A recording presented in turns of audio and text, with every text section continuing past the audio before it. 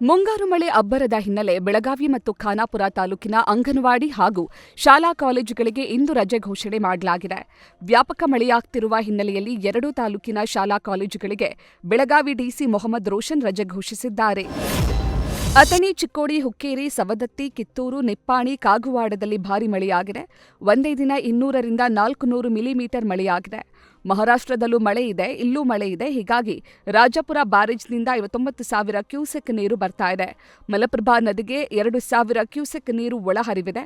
ಭಾರೀ ಮಳೆಯಾಗುತ್ತಿರುವ ಕಾರಣ ನದಿ ಪಾತ್ರದ ಜನರು ಎಚ್ಚರಿಕೆಯಿಂದ ಇರಬೇಕೆಂದು ಜಿಲ್ಲಾಧಿಕಾರಿ ಮನವಿ ಮಾಡಿದ್ದಾರೆ.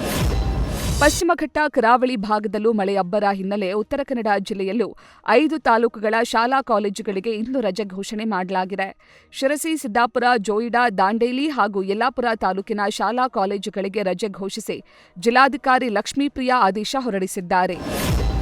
ಚಿಕ್ಕಮಗಳೂರು ಜಿಲ್ಲೆಯಲ್ಲಿ ವರುಣನ ಆರ್ಭಟ ಜೋರಾಗಿದ್ದು ಭಾರೀ ಮಳೆಗೆ ಬಿರುಗಾಳಿಯೂ ಸಾಥ್ ನೀಡಿದೆ. ಕಳಸಾ ತಾಲೂಕಿನ ಎಸ್ಕೆ ಮೇಗಲ್ ಹಾಗೂ ಕೊನೆಗೂಡು ಗ್ರಾಮಕ್ಕೆ ತೆರಳುವ ರಸ್ತೆ ಮಧ್ಯೆಯೇ ಬೃಹತ್ ಮರ ಉರುಳಿ ಬಿದ್ದ ಪರಿಣಾಮ 2 ಗ್ರಾಮದ ಸಂಪರ್ಕ ಕಟ್ಟಾಗಿತ್ತು. ಸತತ 3 ಗಂಟೆಗಳ ಕಾಲ ಸ್ಥಳೀಯರೇ ಮರ ತೆರವು ಮಾಡಿ ಸುಗಮ ಸಂಚಾರಕ್ಕೆ ಅನುವು ಮಾಡಿಕೊಟ್ರು.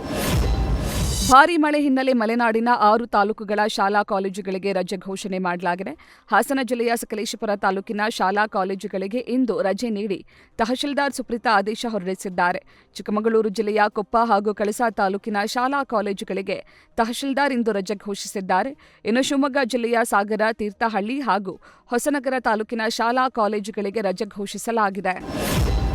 ಚಿಕ್ಕಮಗಳೂರು ಕಳಸಾ ತಾಲೂಕಿನ ಎಸ್ಕೆ ಮೇಗಲ್ ಕೊನೆಗೂಡು ಗ್ರಾಮದಲ್ಲಿ ಇಂಜಿನಿಯರ್ ಮಾಡಿದ ತಪ್ಪಿಗೆ ಸೇತುವೆ ಇದ್ರೂ ಕಾಲು ಸಂಕವನ್ನೇ ಜನರು ಬಳಸೋ ಪರಿಸ್ಥಿತಿ ಎದುರಾಗಿದೆ.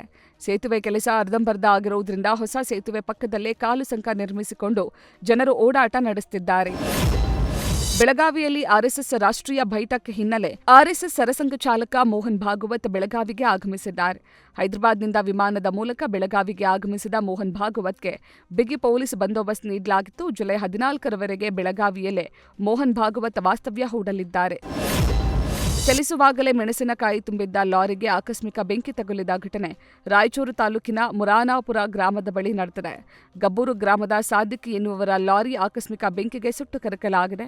ಸ್ಥಳಕ್ಕೆ ಬಂದ ಅಗ್ನಿಶಾಮಕ ದಳದ ಸಿಬ್ಬಂದಿ ಬೆಂಕಿ ನಂದಿಸುವ ಕಾರ್ಯ ಮಾಡಿದ್ದಾರೆ. ಘಟನೆಯಿಂದ ಸುಮಾರು 16 ಲಕ್ಷ ಮೌಲ್ಯದ ಮೆಣಸಿನಕಾಯಿ ಹಾಗೂ ವಾಹನ ಸುಟ್ಟು ಕರಕಲಾಗಿದೆ. ವಂಚನೆ ಆರೋಪ ಹೊತ್ತಿದ್ದ ಐಶ್ವರ್ಯ ಗೌಡಗೆ ಬಿಗ್ ರಿಲೀಫ್ ಸಿಕ್ಕಿದೆ. ಐಶ್ವರ್ಯ ಗೌಡ ವಿರುದ್ಧದ 5 ಕೇಸ್ ರದ್ದುಪಡಿಸಿ ನ್ಯಾಯಮೂರ್ತಿ ಎಸ್ಆರ್ ಕೃಷ್ಣಕುಮಾರ್ ಅವರಿದ್ದ ಹೈಕೋರ್ಟ್ ಪೀಠ ಆದೇಶ ನೀಡಿದೆ. ಐಶ್ವರ್ಯ ಗೌಡ ಪರ ವಕೀಲ ಎಸ್ ಸುನೀಲ್ ಕುಮಾರ್ ದೂರುಗಳೆಲ್ಲ ಹಣ ರಿಕವರಿ ಸ್ವರೂಪದ್ದಾಗಿದೆ, ಅಪರಾಧದ ಅಂಶಗಳಿಲ್ಲವೆಂದು ವಾದ ಮಂಡಿಸಿದರು. ಈ ಹಿನ್ನೆಲೆ ಸಿವಿಲ್ ಸ್ವರೂಪದ ಪ್ರಕರಣಗಳೆಂದು ಕೇಸ್ ರದ್ದುಪಡಿಸಿದ ಹೈಕೋರ್ಟ್ ನಟ ಧರ್ಮೇಂದ್ರ ವಿರುದ್ಧದ ಕೇಸ್ ಕೂಡ ರದ್ದು ಮಾಡಿದೆ. ಉಡುಪಿ ಜಿಲ್ಲೆಯ ಕೊಲ್ಲೂರು ಮೂಕಾಂಬಿಕೆಯ ದೇವಸ್ಥಾನದಲ್ಲಿ ಕಳ್ಳಿಯರು ಭಕ್ತಿಯೊಬ್ಬರ ಬ್ಯಾಗ್ನಲ್ಲಿದ್ದ 80,000 ನಗದು ಕಳ್ಳತನ ಮಾಡಿದ್ರು. ಈ ಘಟನೆ ನಡೆದ 24 ಗಂಟೆಯ ಒಳಗೆ ಆರೋಪಿಗಳನ್ನು ಕೊಲ್ಲೂರು ಠಾಣೆ ಪೊಲೀಸರು ಬಂಧಿಸಿದ್ದಾರೆ. ಸಿಸಿ ಕ್ಯಾಮೆರಾ ಹಾಗೂ ಘಟನೆ ನಡೆದ ಸ್ಥಳದಲ್ಲಿ ಸಾರ್ವಜನಿಕರು ತೆಗೆದ ಫೋಟೋ ಆಧಾರದಲ್ಲಿ 3 ಖತರ್ನಾಕ್ ಕಳ್ಳಿಯರನ್ನ ಬಂಧಿಸಲಾಗಿದೆ.